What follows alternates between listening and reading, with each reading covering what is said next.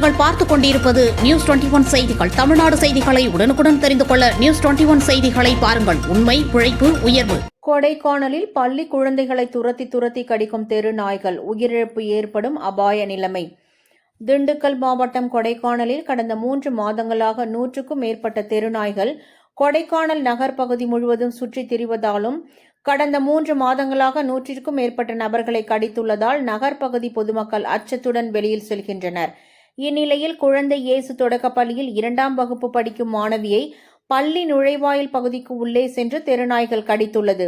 உடனே தகவல் அறிந்த பெற்றோர்களும் ஆசிரியர்களும் பள்ளி சிறுமியை காயத்துடன் அரசு மருத்துவமனையில் அனுமதித்துள்ளனர். மேலும் இதுபோன்ற தெருநாய்கள் பள்ளி குழந்தைகளையும் பொதுமக்களையும் துரத்தி கடித்து வருவதால் பொதுமக்கள் உயிர் பயத்துடன் வெளியே செல்லும் அவல நிலை ஏற்பட்டுள்ளது. உடனடியாக இந்த தெருநாய் கடிப்பதால் ஏற்படும் ஆபத்தையும் உயிரிழப்பையும் கட்டுப்படுத்த வேண்டும் என்று கொடைக்கானல் நகர் பொதுமக்களும் பள்ளி குழந்தைகளின் பெற்றோர்களும் நகராட்சிக்கு கோரிக்கை வைத்துள்ளனர். நியூஸ் 21 செய்திகளுக்காக கூல் சுரேஷ். கொடைக்கானல்ல இருந்து நாங்கள் கொடைக்கானலில் வசிக்கிறோம். என் பிள்ளை 2ஆம் கிளாஸ் படிக்கிறா. குழந்தை இயேசு துவக்கப்பள்ளியில் படிக்கிற கவர்மெண்ட் ஸ்கூலில் தான். 8:30க்கு கொண்டு போய் நாங்கள் ஸ்கூலில் விட்டுட்டு வந்தோம். ஸ்கூலில் விட்டுட்டு 8:30க்கு தான் நாங்கள் கொண்டு போய் விட்டுட்டு வரோம். 8:50க்கு எனக்கு ஃபோன் வருது, பாப்பாவை நாய் கடிச்சிட்டாங்கன்னு. ரோட்டில் போய்கிட்டு இருந்தா கூட நம்ம சொல்லலாம் ரோட்டு நாய் கடிச்சிருச்சுன்னு சொல்லிட்டு. ஸ்கூலுக்குள்ளே வந்து நாய் கடிச்சிட்டு போயிருக்கு. பாப்பா பாத்ரூம் போயிருந்துருக்கு, ரெஸ்ட் ரூம் போயிருந்துருக்கா.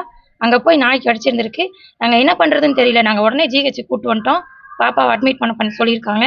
என் பிள்ளையாவது கொஞ்சம் பெரிய பிள்ளை, இன்னும் நிறையா பிள்ளைங்க இருக்காங்க. அதுவும் என் பிள்ளைங்க தான், சின்ன பிள்ளைகளும் இருக்குங்க. ஃபஸ்ட் ஸ்டாண்டர்ட்லேருந்து 5th வரையும் தான் ஃபஸ்ட்டே இருந்துச்சாங்க. இப்போ பேபி கிளாஸில் கொண்டு போய் சேர்த்துருக்காங்க.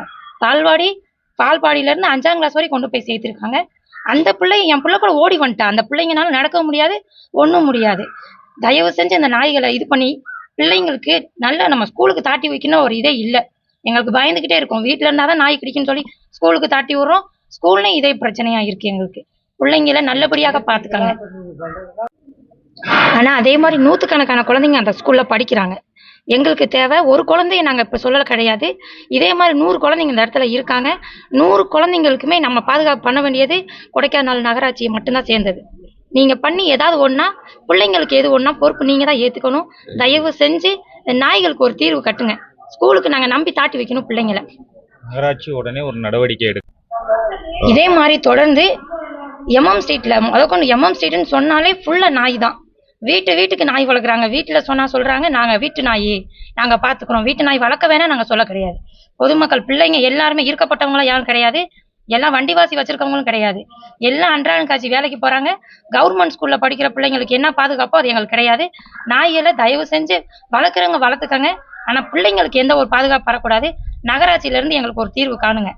இதே மாதிரி பிள்ளைங்களுக்கு தொடர்ந்து இதே நாய் கடிச்சிட்டு இருக்க முடியாது. சின்ன பிள்ளைங்க இல்லை, இன்னும் வளர சின்ன பிள்ளைகளும் இருக்குது. அதே ஸ்கூலில் பெரிய பிள்ளைகளும் இருக்காங்க. சின்ன காயம் பெரிய காயம்னு பார்க்காம நகராட்சியில் இருந்து எங்களுக்கு ஒரு தீர்வு கொடுங்க எங்களுக்கு பிள்ளைங்களுக்கு.